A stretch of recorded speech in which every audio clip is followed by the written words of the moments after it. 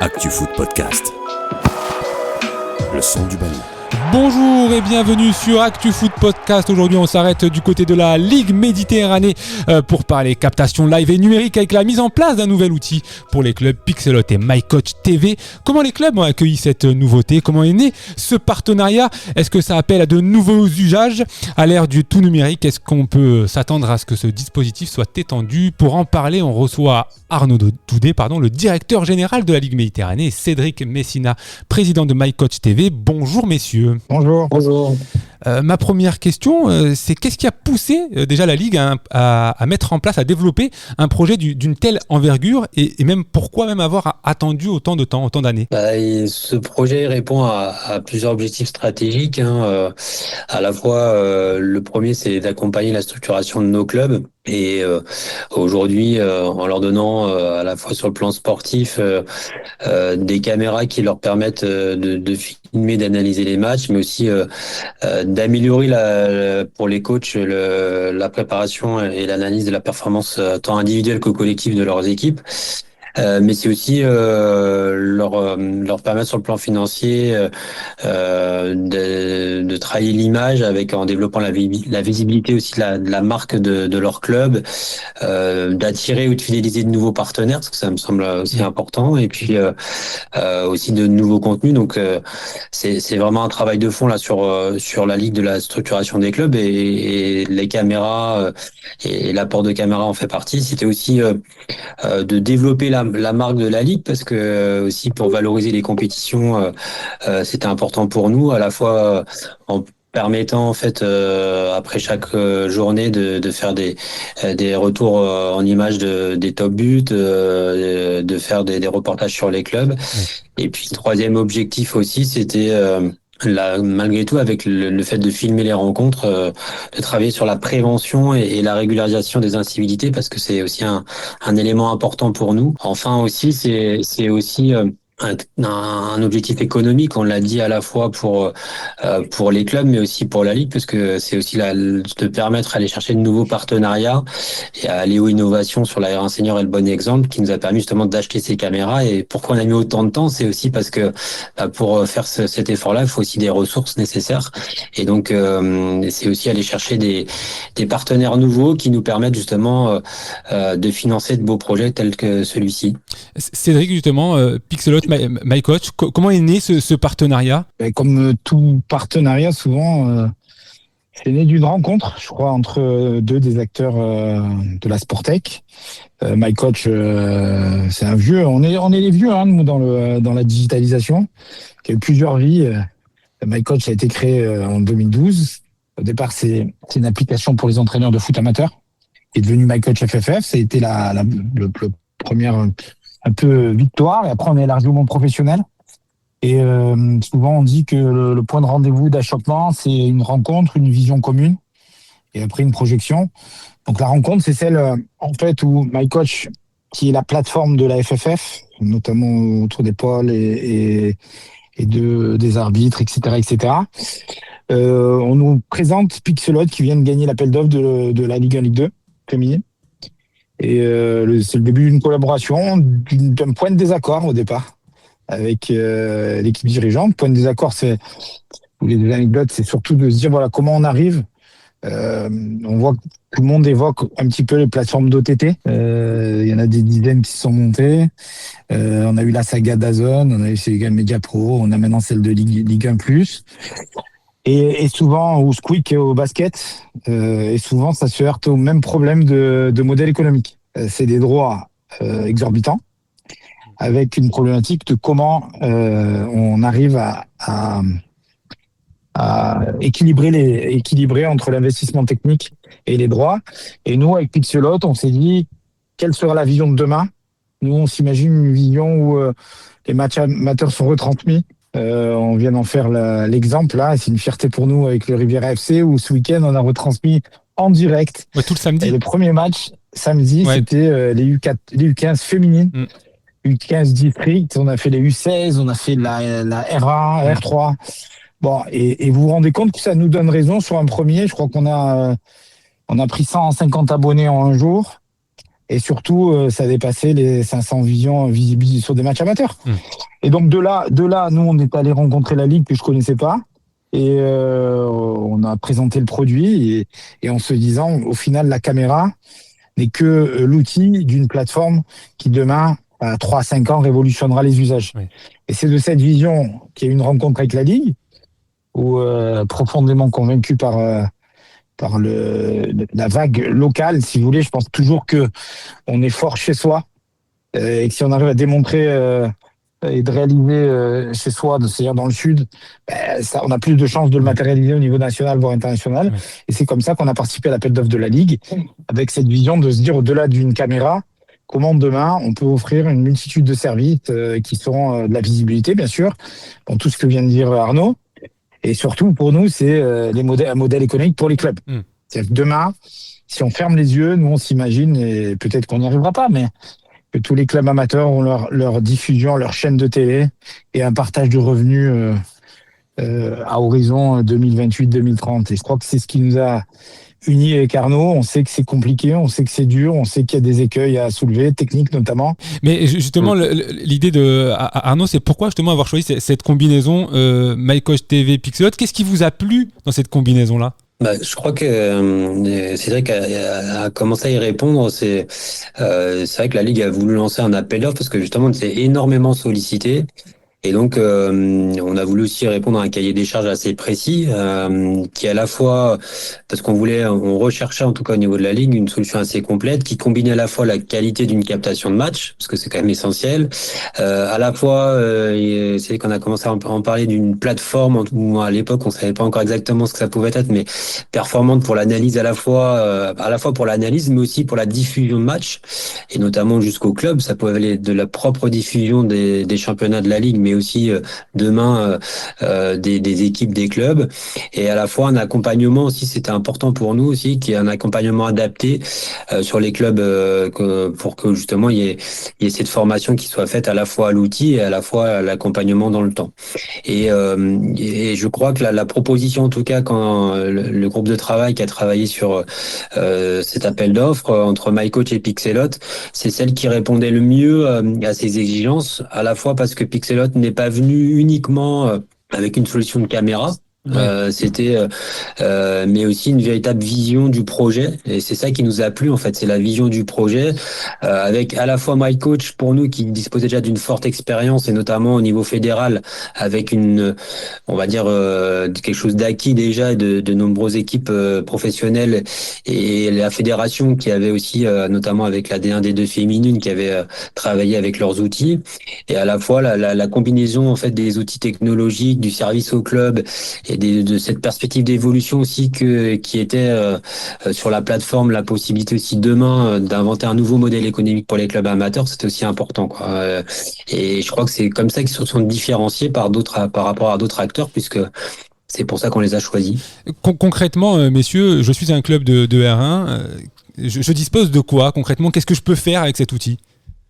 L'idée pour répondre, c'était effectivement, d'abord, il y a la caméra. Et je crois que ça s'est généralisé. Je crois que dans les 2-3 ans, il n'y aura pas une équipe sans caméra ou sans match qui se filme automatiquement. Oui, parce que c'est une caméra automatique. Voilà, oui, il y a deux types de caméras automatiques. Il y a 2-3 acteurs au monde. Si, dans un podcast, on va être concret. C'est que tu as des leaders internationaux.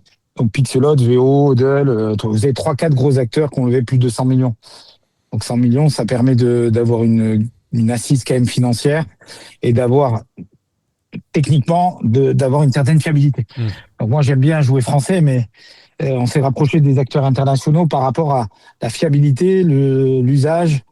Pixelot aujourd'hui c'est 30 000 gymnases aux États-Unis qui diffusent en simultané sur une application en fait des matchs de basket ou de foot américain. C'est incroyable. Notamment très fort en Afrique du Sud, il y a une appli qui s'appelle Super Sport, voilà, où tous les stades. Bon, de cet exemple-là qui se passe dans le monde entier, en Thaïlande aussi, on s'est dit, nous, on a modestement, avec plein d'humilité, on a quand même l'expertise de 10 ans de start-up en France, avec tout ce qu'il faut pas faire, toutes les difficultés, toutes les promesses qui sont pas tenues, parce qu'on a toujours un écart entre le produit miracle et ce qu'on arrive à livrer. Bien sûr. Donc on s'est dit, on s'associe avec vous.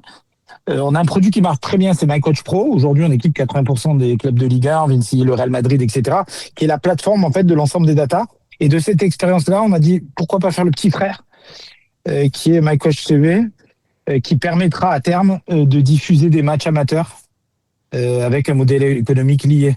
Et je crois que c'est une des raisons pour laquelle on est allé beaucoup plus loin sur l'appel d'offres. C'est pas moi de juger un appel d'offres, mais qui était totalement ouvert.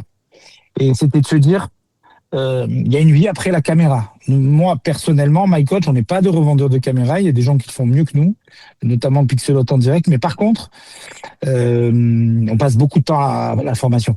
Ouais. C'est que derrière une caméra, il y a la prise en main de l'outil, il y a le fait qu'il y ait des résultats. Je crois que notre fierté aujourd'hui, c'est de voir le nombre de diffusions. Je rappelle, à la Ligue, on a commencé avec la R1 qui marche bien. Oui. Et après, il y a eu la R1 féminine et les U16. Et je regardais un peu les stats des U16 et c'est vrai qu'il y a ça fait son petit phénomène. Ouais. Non, je crois. Ouais.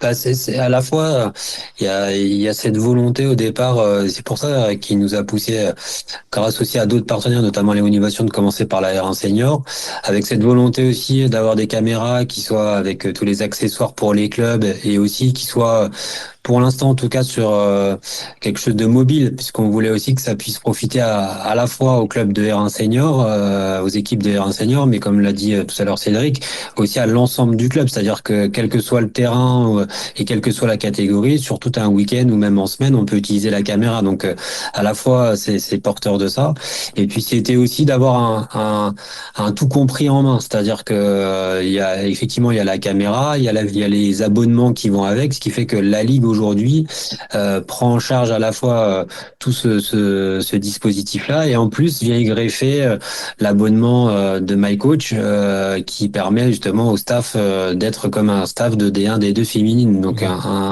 sur l'aspect professionnel.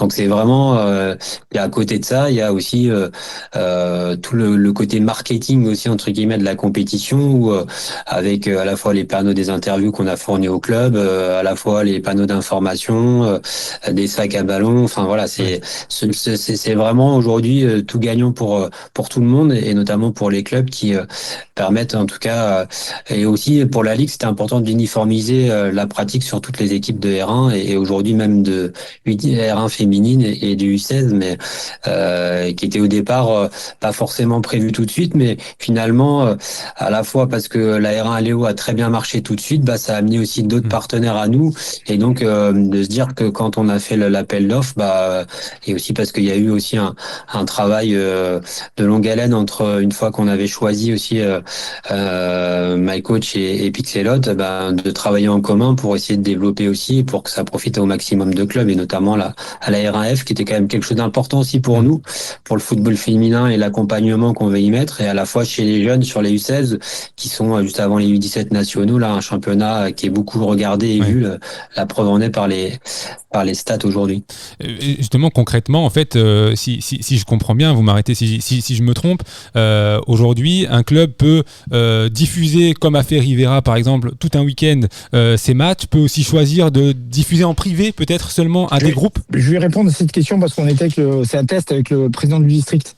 Il y a aussi un environnement qui va être important, c'est de protéger la propriété intellectuelle ces championnats organisés par la Ligue et le district. Oui. Donc avant de répondre à la place du directeur général de la Ligue, c'est de se dire, nous on le voit comme un renfort pour les clubs, de maîtriser leur image au district notamment et l'institution, mais c'est surtout pour les clubs de créer des modèles de demain. Oui. Nous, avec la plateforme, on peut imaginer, et on l'a testé, que il y ait une répartition égalitaire du match et qu'on le vende. Bon, bien sûr, les droits ne valent pas grand-chose, voire zéro, mais derrière, ça peut permettre de générer des nouveaux profits. C'est une nouvelle source. C'est ce qui nous a animés aussi avec la Ligue. Et Arnaud, notamment, c'est de piloter en se disant, voilà, comment on peut créer une nouvelle synergie pour les clubs et une nouvelle source de revenus qui n'existe pas, qui est celle du streaming. Donc ça, c'est la première des choses. Et la deuxième, sur les droits, on est qu'au début. C'est la conquête de l'Ouest, là. Il y a des acteurs étrangers qui vous donnent une caméra pour filmer les matchs, pour vendre les joueurs. Bon, il y a tout un ordre à faire à travers avec cette importance du gisement de la data. Il faut pas qu'on ait des dérives où la data commence dès le plus jeune âge. On a un partenaire qui nous expliquait qu'au Brésil, on fait le match à 6-8 ans pour déjà vendre les joueurs, etc. Donc, c'est une des raisons pour lesquelles, si vous contrôlez la diffusion, vous contrôlez aussi les dérives potentielles qu'il puisse y avoir, académies privées, agents de joueurs qui créent leur propre tournoi, etc., etc. Et nous, avec MyCoach, de par notre proximité avec la FFF, c'est parfois plus long de passer par l'institution et d'être labellisé, ce qu'on est aussi avec MyCoach Pro avec la FIFA, mais c'était de se dire, nous, on joue la carte sécuritaire qui est celle de l'institution et celle de la protection des données. Et je crois que c'est un changement important. Ouais, c'était à la fois c'est important pour nous puisque c'est vrai que finalement on sent et on le voit bien que le monde amateur aujourd'hui attire beaucoup, les images du monde amateur attirent beaucoup, à la fois par le scoutisme, à la fois par les clubs professionnels qui leur permettent aujourd'hui de voir beaucoup de matchs et donc de nombreux joueurs. Donc nous, alors, à titre d'instance fédérale, il est important aussi, comme le disait, qu'on contrôle ça parce que malgré tout, les compétitions restent notre propriété. Et à la fois, c'est aussi permettre via ce système-là, et notamment avec la plateforme là qui est en train d'être testée, effectivement une diffusion plus large des matchs, mais dans un modèle où les clubs aujourd'hui, grâce à ce support, comme tu disais tout à l'heure, permettront à la fois de fidéliser probablement et voire même d'aller rechercher de nouveaux partenaires, et aussi dans un modèle économique d'aller aujourd'hui le papy qui peut pas avoir son petit-fils parce que il habite à 300 kilomètres du lieu de résidence ou du club du jeune, va pouvoir aller voir via cette plateforme, peut-être en monétisant par un prix, un montant qui reste très accessible le match, mais si multiplié par le nombre de licenciés et le nombre de papis ou le nombre de familles, aujourd'hui ça peut être quelque chose d'intéressant pour le club aussi, pour aller chercher des ressources financières différentes, diversifiées, et qui aujourd'hui leur amènera aussi probablement d'autres partenaires. Justement, dans l'actualité, quand on voit justement les difficultés des clubs amateurs, partout en France d'ailleurs, comme tu le disais, c'est un moyen en plus de monétisation, un moyen en plus financièrement. Aujourd'hui, c'est important justement d'avoir ce petit truc en plus pour les clubs amateurs. Si je prends ma casquette président de club, oui, on le voit sur plusieurs phénomènes. Ouais. C'est une révolution économique malheureusement qui est entre l'IA, entre la réindustrialisation, etc. Bien sûr. Vous avez des clubs, des associations qui ne tiennent que par les subventions. Deuxième sujet sur celui du mécénat ou du sponsoring, qu'on classe dans le même. Vous vous rendez compte que faut octroyer la visibilité. Tout le monde fait attention de plus en plus, et ce qu'on appelle on serre les vis. Donc vous avez l'association au milieu de tout ça, où il faut trouver d'autres gisements en fait financiers. La diffusion en est un. Mais au-delà de la diffusion, c'est surtout de donner notre visibilité pour vos mécénats. C'est-à-dire que derrière, c'est de l'inscription dans la vidéo, c'est le maillot qui se voit plus, c'est du commentaire. Bien sûr. Voilà, c'est ouvrir sur d'autres perspectives marketing. Je crois aujourd'hui, malheureusement, que le club assis sur des subventions uniques et va progressivement disparaître parce qu'il va y avoir une autre attente. Et on assiste à des comptes publics dans le rouge et qu'il y aura de moins en moins de subventions et ça va être de plus en plus compliqué. Donc c'est aussi ça qu'on a soulevé, c'est-à-dire de s'imaginer derrière la vidéo, c'est de la visibilité, et la visibilité, c'est des ressources supplémentaires potentielles. Arnaud, j'imagine que la demande est forte même de d'autres clubs au niveau régional et que ce dispositif peut être étendu. Oui, en fait, effectivement, c'est une volonté à la fois alors déjà, on avait commencé par la R1 senior, là on l'a démultiplié sur cette deuxième partie de saison sur la R1 féminine et les U16.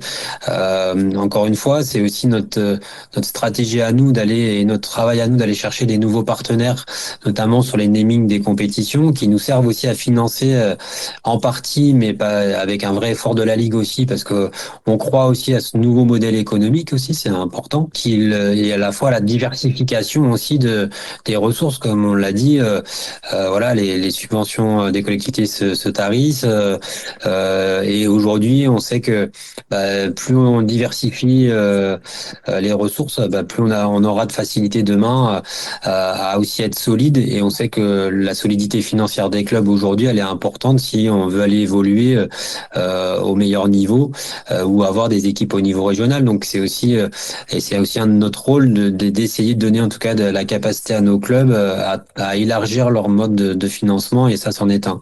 Alors effectivement, on va essayer en tout cas d'amener ce type de dispositif à l'ensemble des championnats dans le temps, mais il faut y aller aussi par étapes parce que Bien c'est sûr. important aussi à mon sens, parce que on le voit bien, et tout à l'heure j'insistais aussi sur dans l'appel d'offres sur la formation. On sent aussi que même si c'est des outils qui sont facilement utilisés maintenant par beaucoup de coachs ou de staff, malgré tout on s'est aperçu même quand R1 senior, tout le monde ne l'avait pas. Donc comme quoi, hein, on pourrait imaginer que tous les clubs en ont, mais c'est pas le cas encore aujourd'hui.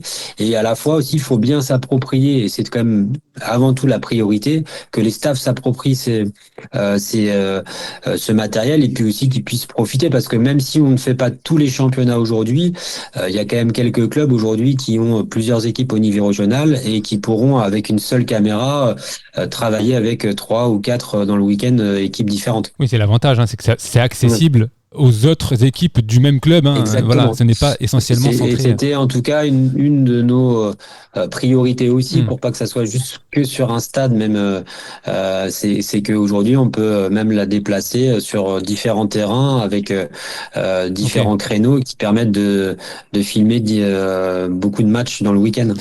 Au-delà des données chiffrées que vous nous avez un petit peu donné tout à l'heure, est-ce que vous avez des retours des clubs qui ont ce dispositif? Ouais, on a un premier retour qui est plutôt très positif, à la fois sur la facilité d'utilisation du dispositif et du matériel, sur l'apport aussi pour le travail des entraîneurs qui est quand même important par rapport à ça.